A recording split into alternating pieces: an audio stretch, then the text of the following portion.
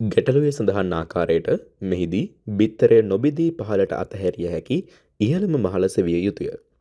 බිත්තර පහළම මහලේ සිට අතහරිමින් ඉහළට ගියහොත් උපරිම අවස්ථා 100ක් පරීක්ෂා කළ යුතුය. එම නිසා එහිදී පරීක්ෂා කළ යුතු අවස්ථා ගණන අඩු නොවේ. ඒ අනුව මෙහිදී කිසියම් උපක්‍රමයක් භාවිත කිරීමට සිදුවේ. එහිදී අපට මහල් 100 කොටස් වලට බෙදා ගනිමින් කිසියම් මහල් ගණනකට වරක් බිත්තර අතහරිමින් පරීක්ෂණය සිදු කළ හැක. එවිට පළමු බිත්තරය බිඳුණු පසු අදාළ පරාසය තුළ පමණක් දෙවන බිත්තරය අතහරිමින් බිත්තරය බිඳෙන මහල සොයාගත හැක. ඒ අනුව පරීක්ෂා කළ යුතු මුළු උපරිම අවස්ථා ගණන 100 සිට 19 දක්වා අඩු වී ඇත.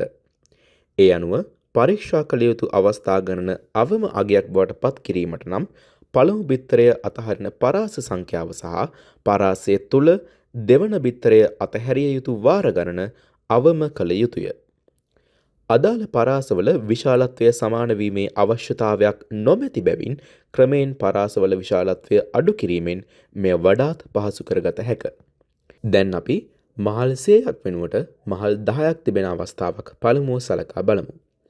ඉහත සඳහන් කළ මූලධර්ම වලට අනුව පළමු බිත්තරය පරාසවල විශාලත්වය එකින් එක අඩු කරමින් 4, 7 සහ 9 යන මහල් වලින් අතහරිමින් දෙවන බිත්තරය අදාළ පරාසය තුල මහල් වලින්ද අතහරිමින් අඩුම වාර ගණනකින් නිවැරදි මහල සොයා ගන්නා ආකාරය ඔබට මෙලෙස දැකගත හැක.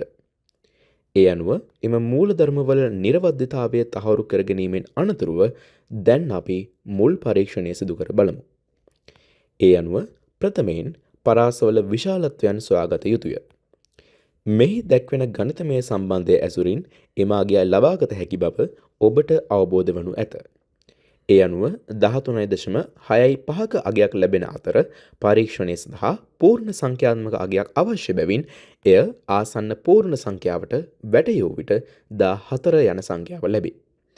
එයට විශාලත්වය ක්‍රමයෙන් අඩු කිරීමේ න්‍යායද එක් කරමින් එකින් එක අගය අඩු කළ හැක.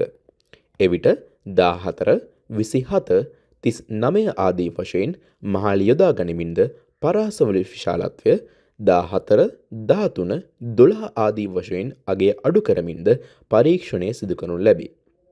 එවිට අවම වාර ගණනකින් බිත්තරය බිඳෙන ඉහළම මහල සොයාගත හැකි බව ඔබට දැන් අවබෝධ කරගත හැක.